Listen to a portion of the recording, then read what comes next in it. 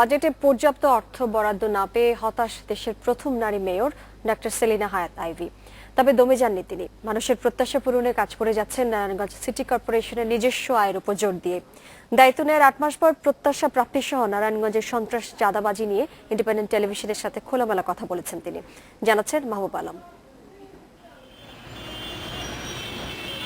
দুটি পৌরসভা এক করে নবগঠিত নারায়ণগঞ্জ সিটি কর্পোরেশনের নির্বাচনে আওয়ামী লীগের বিদ্রোহী প্রার্থী হিসাবে অংশ নিয়ে বিপুল জনসমর্থন পেয়ে দেশের প্রথম নারী মেয়র হওয়ার ইতিহাস সৃষ্টি করেন ডাক্তার সেলিনা হায়াৎ আইভী। কিন্তু প্রয়োজনীয় অর্থ বরাদ্দ না পেয়ে প্রথম ৮ মাসে অনেকটাই হতাশ তিনি। মানুষ তো আপনার বুঝতে চাবে না যে টাকা আছে কি নাই, বা ফান্ড আসতে দেরি হচ্ছে, বা নবগঠিত সিটি কর্পোরেশন 1 বছর লেগে যাবে, তখন কিছুটা হতাশা কাজ করে যে আসলে আমার মতো করে আমি তো কাজ করতে পারছি না। পাবলিক আসলে যেভাবে চাচ্ছে, সাধারণ মানুষের যে চাহিদা, সেই চাহিদা তো পূরণ করতে পারছি না, সেটার ঘাটতি আছে, প্রচুর টাকা পয়সা নেই। মানুষের প্রত্যাশা আর প্রাপ্তির হিসাব মিলালেন এভাবে।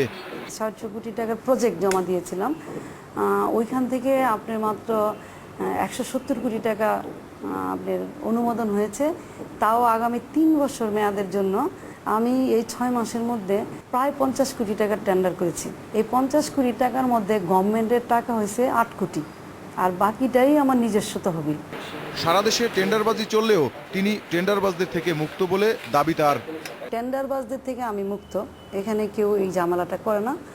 আর চাঁদাবাজ যদি বলেন, তাহলে শহরের মধ্যে তো চাঁদাবাজ কম বেশি আছে। আমি মনে করি যে চাঁদা দিতে অনেকে পছন্দ করে, যারা 2 নম্বরই কাজ করে, উল্টাপাল্টা কাজ করে, অবৈধ কাজ করে, তারা কিন্তু কোনো না কোনো লিডারের ছত্রছায়া করে, কারো না কারো রাজনৈতিক আশ্রয় করে, সেটা ভিন্ন কথা।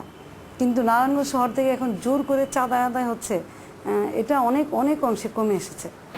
ভূমি সন্ত্রাসের সঙ্গে রাজনীতিবিদ ও পুলিশ জড়িত বলেও মন্তব্য তার। ভূমি সন্ত্রাস যদি বলেন, তাহলে ভূমির ক্ষেত্রে, জমির ক্ষেত্রে এক ধরনের লোকে আছে, একটা শ্রেণী আছে, এবং এটার মধ্যে প্রশাসন আছে জড়িত, এটার মধ্যে আপনার কিছু দালাল চক্র থাকে, এবং অবশ্যই কিছু রাজনীতি ব্যক্তি থাকে।